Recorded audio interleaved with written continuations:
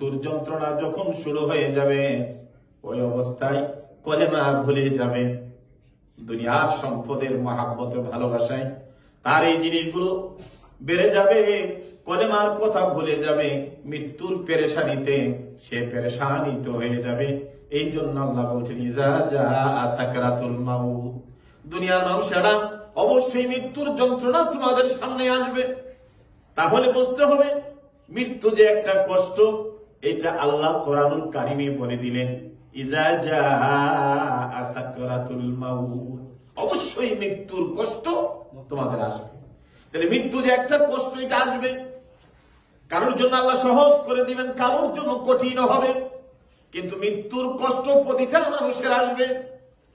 আল্লাহ নবী সাল্লাল্লাহু আলাইহি সাল্লাম বলে দিলেন, এই কঠিন অবস্থায় মানুষ যেন এই কলেমার তালকিন যেন তার পাশে দেয়। দুনিয়ার কোন ব্যস্ততায় দুনিয়ার এই জিনিসগুলো তার চোখের সামনে ভেসে উঠবে।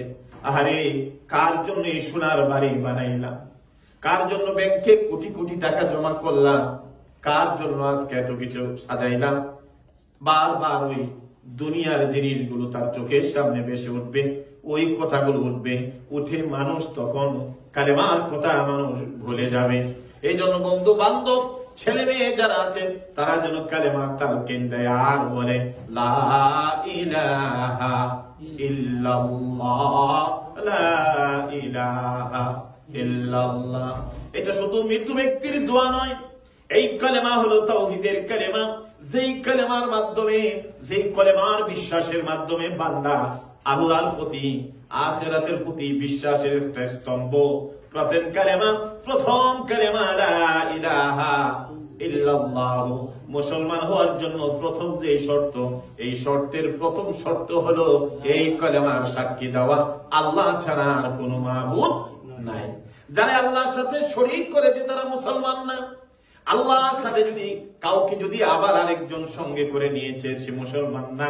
এই জন্য যারা ইমানদার দাবি করবেন তারা উদাত্ত কণ্ঠে বলতে হবে, লা ইলাহা ইল্লাল্লাহ, আল্লাহ ছাড়া আর কোনো মাবুদ নাই।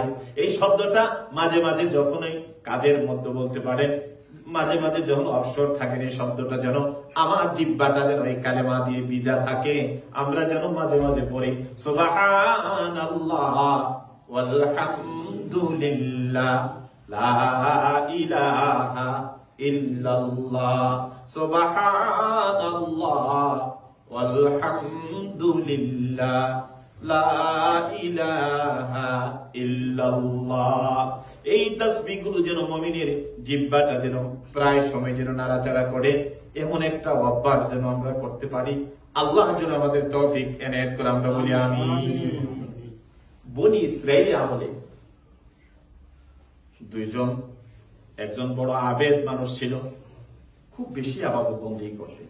এই যে বিশ্বাসটুকুন মানুষের আল্লাহর কাছে কত মর্যাদা। আপনার যদি যত ইবাদতই করেন আর বিশ্বাসের মধ্যে যদি একটু কোনো দ্বন্দ্ব ঢুকে যায়, তাহলে এই ইবাদত আল্লাহর কাছে কবুল হয় না। আবু লাইস সমরকন্দি রাহমাতুল্লাহ আলাইহি তার কিতাবের মধ্যে, তানবিহুল গাফিলিন কিতাবের মধ্যে এই ঘটনাটা নিয়ে আসছেন। মুসা নবীর জামানায় একজন আবেদ মানুষ ছিল বনি ইসরাইলের যুগে, খুব বেশি বেশি ইবাদত করতেন, খুব বেশি বندگی করতেন। ওই লোকটা যখন ইন্তেকাল করলো, আল্লাহ রাব্বুল আলামিন মুসা নবীর কাছে ওহী পাঠালেন, ও মুসা পয়গম্বর, তোমার যুগের যেই মানুষটা সবাই ভালো জানতো, যেই মানুষটা বেশি ইবাদত করত, আবেদ নামে যার এত পরিচয়, বিখ্যাত খ্যাত অর্জন করেছে, ওই মানুষটা জাহান্নামী। মুসা আলাইহিস সালাম তাআজ্জাবান, আশ্চর্য হয়ে গেল। আল্লাহ এমন কি আমল সে করেছে যে আমলের জন্য দুনিয়ার মানুষ সবাই জানতো সে বড় আবেদ মানুষ, বড় ভালো মানুষ। আজকে তুমি ওহী পাঠাইলা ওই মানুষটা জাহান্নামী, তার কারণটা কি?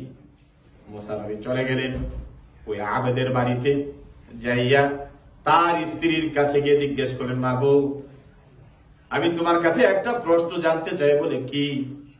তোমার স্বামী দিনের এবং রাত্রের ইবাদতের খবরটা আমাকে একটু বলবা কি? সে কি ধরনের ইবাদত করত, তার ইবাদতের একটু খবর যদি আমাকে বলো, আমি এই যুগের পয়গম্বর মুসা, আমি বড় খুশি হইতাম, আমাকে একটু বলবা কিনা। ওই আবেদ, আবেদ হলো আবিদুন, যিনি বেশি ইবাদত করেন, আবেদ। ওই আবেদ ব্যক্তির স্ত্রী বলল, ও মুসা পয়গম্বর, আমার স্বামী এই এলাকাতে গ্রামে গঞ্জে সবাই ভালো মানুষ জানতো এবং আবেদ মানুষ হিসাবে তার পরিচিত ছিল। কিন্তু উনি যখন রাত্রির বেলা যখন ঘুমাতে যাইতেন, ঘুমানোর আগে উনি এই কথা বলতেন, আমাদের জন্য বড় মঙ্গল হতো মুসা নবী আল্লাহ থেকে যা নিয়ে আসছে যদি তা সত্য হয়, নাউজুবিল্লাহ, আমাদের জন্য সব মঙ্গল হইতো যা মুসা নবী আল্লাহ থেকে যা নিয়ে আসে যদি সত্য হয়। তাহলে কথার মধ্যে একটা ইয়ে আছে না, একটা অবিশ্বাস আছে, যদি সত্য হয়। আমরা কলেমা পড়েছি, অনেকে তো আমরা জাহান্নামের আগুন কি দেখছি, কবরের আযাব কি দেখেছি, আমরা বিশ্বাস করেছি আমাদের মৃত্যু হবে, মৃত্যুর উপরে আমাদের আমলনামা সম্পর্কে আল্লাহ জিজ্ঞাসা করবেন। আমাদের এই বিশ্বাস আছে, আমাদেরকে একদিন মৃত্যুবরণ করতে হবে, কবর, হাসর, মিজান, ফুল ছাড়া। মুসা আলাইহিস সালাম আর বুঝার বাকি থাকলো না। মানুষ আবেদ হতে পারে, ইবাদত বন্দেগী বেশি থাকতে পারে, আল্লাহ বিশ্বাসের ব্যাপারে যদি চুল পরিমাণ যদি কোনো সন্দেহ থাকে, ওই ব্যক্তি আল্লাহ রাব্বুল আলামিন জান্নাত দিবেন না। মুসা আলাইহিস সালাম আর বুঝার বাকি নাই। আবার কিছুদিন পরে হঠাৎ করে যে এলাকাতে একটা মানুষ বড় খারাপ ছিল, বেশি ইবাদত বন্দি করতো না, আবেদ হিসাবে এত পরিচয় ছিল না, কিন্তু ওই লোকটা ইন্তেকাল করলো। আল্লাহ নবী মুসার কাছে ওহী পাঠালেন, মুসা পয়গম্বর, তোমার বনি ইসরাইলের তোমার একজন উম্মত, মানুষটা বেশি ভালো ছিল না সমাজের মধ্যে, কিন্তু ওই মানুষটারে আমি আল্লাহ জান্নাত দিয়েছি। মুসা আলাইহিস সালাম ওই পূর্বের মতো চলে গেলেন ওই মহিলার কাছে। আল্লাহ নবী পয়গম্বর সেখানে যাইয়া ঘরের ভিতরে সালাম দিলেন, দিয়া আবার ওই ব্যক্তি তার স্ত্রীর কাছে বললেন, মা, আমি এই যুগের পয়গম্বর মুসা, তোমার কাছে তোমার স্বামীর একটা আমল জানার জন্য আসছি, দয়া করে কে আমাকে বলবা। বলল, ওই যুগের পয়গম্বর মুসা আলাইহিস সালাম, বলুন আমি কি বলতে পারি। বলে, তোমার স্বামীর দিনের ইবাদত এবং রাত্রের ইবাদতের ব্যাপারে আমাকে কি বলে দিবা। কারণ দিন এবং রাত্রের ইবাদত আপনি যত কিছুই করেন, এই ইবাদতের মূল সাক্ষীদাতা হলো একজন স্ত্রী। সেই জানবে তার স্বামী তার রাত্রির বেলা চুরি করে না ইবাদত করে। এগুলো অনেক কথা আছে। আল্লাহ নবী হযরত মুসা আলাইহিস সালাম এই কথা বলার পরে মহিলাটা বলল, আমার স্বামী তো এই যুগে তেমন কোনো ভালো ছিল না, মানুষ ভালো হিসাবে জানতো না, কিন্তু উনি যখন রাত্রে ঘুমাইতে যাইতেন, উনি উযু করে যখন বিছনায় শুয়ে যেতেন, শোয়ার পরে উনি এই শব্দটা পড়তেন, লা ইলাহা ইল্লাল্লাহ ওয়ালহামদুলিল্লাহ আলা জাআ বিহি মুসা। লা ইলাহা, আল্লাহ ছাড়া কোন মাবুদ নাই, সমস্ত প্রশংসা ওই আল্লাহর জন্য, যিনি তার এই যুগের পয়গম্বর মুসা নবীকে প্রেরণ করে সত্যতার জন্য আমাদেরকে দ্বীনের দাওয়াতের কথা যা বলেছেন, ইবাদতের কথা বলেছেন, যা বলেছেন, ওই কথাটা আমি সত্য সহকারে বিশ্বাস গ্রহণ করলাম। আর মুসা নবীর প্রতি যা এসছে আমি সেটা বিশ্বাস করলাম, আমি আল্লাহ শুকরিয়া আদায় করলাম, আর আমি পরে নিলাম লা ইলাহা ইল্লাল্লাহ। মুসা পয়গম্বর চোখের পানিগুলো ছেড়ে দিলেন আর বললেন, আল্লাহর কাছে ভালো হওয়ার জন্য মানুষের ইবাদত বন্দেগী তোকে দেখা লাগে না, গোপনে যদি কোনো মানুষ যদি আল্লাহকে খুশি করে রাতে ঘুমাইতে পারে, আমার আল্লাহ রাব্বুল আলামিন তাকে জান্নাত দিয়ে দেয়। মুসা পয়গম্বর বলল, ওগো মা, আমার আর বোঝার বাকি নাই, আমার এই উম্মত যদিও এত আবেদ না, এত বড় বন্দেগীওয়ালা না, কিন্তু রাত্রে ঘুমানোর সময় যে কথাগুলো পড়েছে, এই কথাগুলো আমার আল্লাহর কাছে বড় পছন্দ হয়েছে। আমার আল্লাহ রাব্বুল আলামিন এই বান্দাকে মাফ করে দিয়ে তারা জান্নাতি বানিয়ে দিয়েছে। এই জন্য আমার ভাইরা, যখন মাঝে মাঝে কাজ করবেন, এই কলেমার মর্যাদা কিয়ামত পর্যন্ত আল্লাহর কাছে থাকবে, কিয়ামত পর্যন্ত এই কলেমার দাম কমবে না। এই মুসা পয়গম্বর উনি যখন, এই ঘটনাটা আপনাদের কাছে সবাই তাহা থেকে তাফসীর, লম্বা তাফসীর করেছিলেন, উনি যখন ফেরাউনের কাছে দ্বীনের দাওয়াতের জন্য গেলেন, ফেরাউন তাকে মারার জন্য বললো, আমি তোমার ছোট ছেলে লালন পালন করলাম, বড় করলাম, আমার কোনো এত কিছু হয় না, আর এখন তুমি আমাকে আসছো, আমি এই যুগের এই মিশরের বড় খোদা, আনা রাব্বুকুমুল আলা, আর তুমি আমার আইছো আবার আরেক খোদার দাওয়াত দিতা। ওই সময় সে আপনার প্রচন্ড রাগ করে তার যত সৈন্য বাহিনী আছে সবাইকে নিয়ে সে তখন প্ল্যান করছিল মুসা আলাইহিস সালামকে মারার জন্য। তখন মুসা আলাইহিস সালাম এই তার যারা বনি ইসরাইল ওনার প্রতি যারা ঈমান এনেছিলেন, যারা ওনাকে নবী হিসাবে বিশ্বাস স্থাপন করেছিলেন, তাদেরকে নিয়ে বললেন যে আমরা আর মিশরে থাকতে পারবো না, আমরা এই নদী পার হয়ে ওপারে চলে যেতে হবে। তো এখন সামনে হলো, সবাইকে বললেন, সবাইকে নিয়ে প্রায় 70,000 মতান্তরে কম বেশি রওনা হলেন। এবার পাশনে হলো ফেরাউনের বিশাল দলবল বাহিনী, আর সামনে হলো সেই নীল দরিয়া বা সাগর, আরব সাগর পাড়ি দিয়ে আবার ওপার যেতে হবে। পাশনের দিকে হাজার হাজার সৈন্য বাহিনী মারার জন্য আসতেছে, আর সামনের দিকে সাগর। কোথায় যাবেন? মুসা আলাইহিস সালাম আল্লাহর কাছে দোয়া করলেন। আল্লাহ বলেন, চিন্তা করো না, যে আল্লাহ এই পর্যন্ত নিয়ে আসে বাকিটুকু পার করবে কে? আল্লাহ। এই জন্য যে কোনো বিপদের সময় কাকে ডাকবেন? মানুষ চলতে গেলে অনেক বড় বড় বিপদ আসবে, আর এই বিপদের মাধ্যমে মানুষের দিল কি আল্লাহর প্রতি আরো মনোনিবেশ করে দেয় এবং পরবর্তী সময়ের জন্য আল্লাহ তাকে প্রস্তুত করে। এই জন্য মানুষ চলতে গেলে বিপদ আসবে, দুঃখ কষ্ট আসবে, এগুলো ধৈর্যের সাথে মোকাবেলা করতে হবে। আর ধৈর্যের পরে আল্লাহ এমন একটা নিয়ামত দিবেন যেটা খুশি হয়ে যাবে। সুবহানাল্লাহ। এটা হলো আল্লাহ পাক যে কোন মানুষকে নিয়ামত দিতে চাই তার আগে একটা পরীক্ষা করে, এটার নাম হলো ধৈর্য। তুমি কতটুকু অর্জন করেছো, যদি ধৈর্য অবলম্বন করতে পারো তারপরে এমন মিষ্টি দিব যেটা তুমি খুশি হয়ে যাবে। সুবহানাল্লাহ। আল্লাহ নবী মুসা আলাইহিস সালাম তার বাহিনীকে নিয়ে নদীর পারে চলে গেলেন।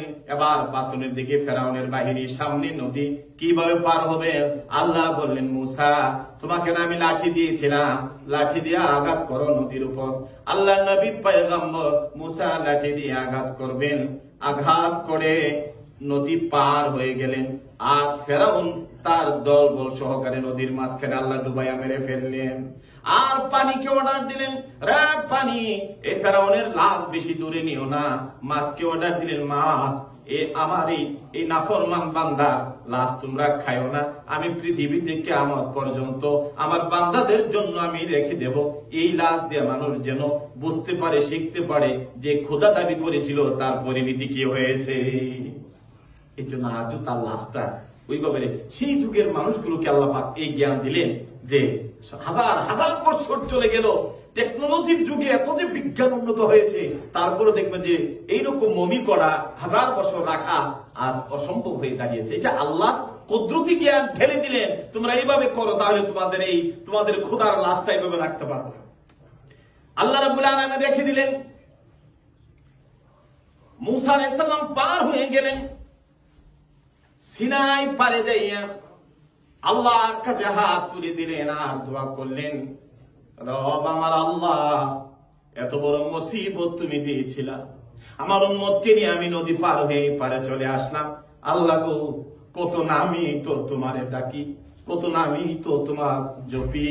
আল্লাহ আমি মুসা এমন একটা নাম চাই, এমন একটা জপন চাই যেই নামে ডাকলে তুমি আরো বেশি খুশি হয়ে যাও। আমারে এমন একটা নাম, এমন একটা তোমার সুন্দর নাম আমারে বলে দাও। আল্লাহ ডাক দিয়ে বলল, রে মুসা তুমি পড়ে নাও লা ইলাহা ইল্লাল্লাহ। মুসা আলাইহিস সালাম আল্লাহ এটা তো পারি, আমি চাচ্ছিলাম আরো বেশি একটু দামি একটা কলেমা আছে কিনা, আরো কোনো একটা তাসবিহ আছে কিনা, যেটা দিয়ে তোমারে ডাকলে তুমি আরো বেশি খুশি হও। আমার আল্লাহ ডাকটা বললেন, রে মুসা তুমি জানো এই কালেমার মর্যাদা কত? 7 আসমান আর 7 জমিন যদি এক পাল্লায় রাখা হয়, আর লা ইলাহা ইল্লাল্লাহ এই কালেমাটুকুন, এই কাগজটুকুন যদি এক পাল্লা রাখা হয়, রে মুসা পয়গম্বর, আসমান জমিন 7 আসমান 7 জমিন যত না বাড়ি হবে তার চেয়ে 1000 গুণ বাড়ি হয়ে যাবে আমি আল্লাহর এই কালেমার ওজন। সুবহানাল্লাহ। মুসা আলাইহিস সালাম ভাবছিল যে এটা তো সবসময় পড়ি আল্লাহ, এর চাইতে কোনো দামি কালেমা আছে কিনা? না, এর চাইতে আল্লাহর কাছে তাওহীদের কালেমা, এর চাইতে মর্যাদা সম্পন্ন কালেমা আর নাই। এই জন্য এই কালেমা পড়া, কেউ যদি একবার যদি এই কালেমা পড়েন, আল্লাহর নবী বলেন এই কালেমা যখন কেউ একবার পড়ে, লা ইলাহা ইল্লাল্লাহ, সবাই পড়েন, লা ইলাহা ইল্লাল্লাহ, লা ইলাহা ইল্লাল্লাহ মুহাম্মাদুর রাসূলুল্লাহ। কেউ যদি এই কালেমা একবার পরে আল্লাহর নবী বলেন, তার মুখ থেকে একটা সবুজ পাখির মতো বাহির হয়ে যায়। সুবহানাল্লাহ। লা ইলাহা ইল্লাল্লাহর একটা সবুজ পাখি বাইর হয়ে যায়, একটা শ্বাস বাইর হয় না, এইরকম ভাবে একটা সবুজ পাখির মতো বাইর হয়ে যায়। আর এটা উঠতে উঠতে উঠতে উঠতে উঠতে যাইয়া আল্লাহ পাকের আরশ আজিমের নিচে যায় গুনগুন করে পড়া শুরু করে, লা ইলাহা ইল্লাল্লাহ। এই গুনগুন শব্দ যখন শুনে আল্লাহ রাব্বুল আলামিন বলে, কি হলো হে পাখি, তুমি কি জপছো? পাখি পাখি বলে, আল্লাহ তোমার নামে এই কালেমা জপন করছি, তুমি এখানে এসে গুনগুন করে জপছো, কারণটা কি? আল্লাহ তোমার নামের যে বান্দা এই কালেমা বললো, আমি তার জন্য ফরিয়াদ করার জন্য এসেছি। যেই কালেমা পড়ে, আল্লাহ গো তোমার কুদরতি নিজাম দিয়ে আমাকে সবুজ পাখি বানাইয়া আজকে তোমার আরশ আজিমের নিচে নিয়ে আসলো, ওই বান্দার জন্য আমি মাগফিরাত কামনা করছি, মেহেরবানি করে তোমার ওই বান্দারে তুমি ক্ষমা করে দাও। সুবহানাল্লাহ। লা ইলাহা ইল্লাল্লাহ শব্দ পড়ার পরে এত বেশি মর্যাদা, এত বেশি শান, এত বেশি মান আল্লাহ পাক রব্বুল আলামিন আপনি আমাদের দিয়েছেন। এই জন্য আল্লাহর নবী বলেন, এই কালেমা যখন বেশি বেশি পড়বেন, আল্লাহর নবী বলেন, হযরতে মুজাহিদ বলেন, যখন মানুষ এই কালেমা পড়ে, লা ইলাহা ইল্লাল্লাহ, রাসূল বলেন, লা ইলাহা ইল্লাল্লাহ হলো আল্লাহর জান্নাতের চাবি। সুবহানাল্লাহ। নবী কোথাও বলেছেন, as-সালাতু মিফতাহুল জান্নাহ, নামাজ হলো বেহেশতের চাবি। আবার কোথাও বলেছেন, কালেমা হলো লা ইলাহা ইল্লাল্লাহ, বললেই তা জান্নাতের চাবি হয়ে যায়। এবার নবী বললেন, জান্নাতের চাবি যেমন হয়ে যায়, চাবির মধ্যে যেমন দাঁত থাকে না, চাবি খুলতে গেলে চাবির মধ্যে দাঁত থাকে না, আল্লাহ নবী বললেন এই কালেমার চাবির মধ্যে 3টা দাঁত আছে। কয়টা দাঁত আছে? এক নাম্বার দাঁত হলো যে ব্যক্তি বেশি বেশি পড়বে, লা ইলাহা ইল্লাল্লাহ, লা ইলাহা ইল্লাল্লাহ, এটা জান্নাতের ওই যে চাবি যে ঢুকাইবে, চাবির 1 নম্বর দাঁত।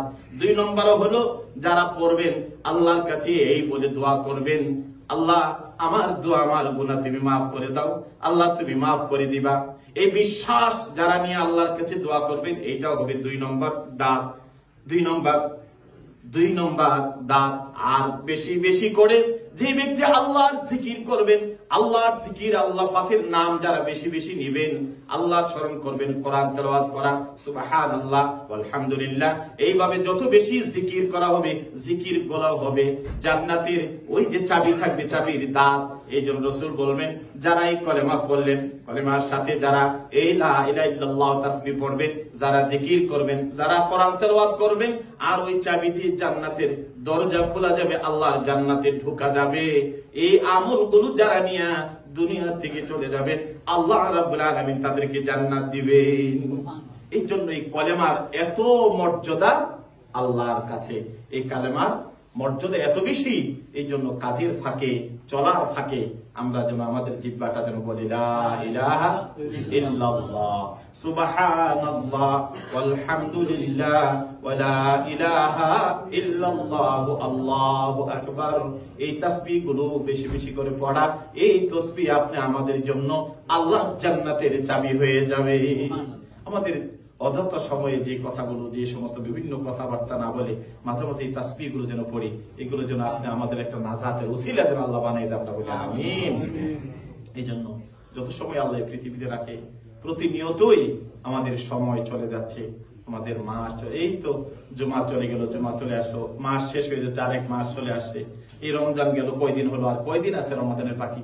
আর শুধু আমরা তো সেইটা দেখতেছি, এইটার সাথে আমাদের একটা জীবন সম্পৃক্ত হয়ে আছে। এক রমজানের পর আরেক রমজান, এক ডিসেম্বর আরেক ডিসেম্বর, কিন্তু আমাদের জীবন থেকে তো আল্লাহ যে নির্ধারিত সময় রেখেছে সেটা তো কন্টিনিউ মাইনাস হচ্ছে, কিন্তু আমি আপনি জানি না যে আমার এই সময়টা কখন শেষ। কিন্তু আমাদের মধ্যে একটা লম্বা আশা আছে, হয়তো বা আমি, আমার দাদা, আমার নানা, অন্যরা কেউ হয়তো একটা লম্বা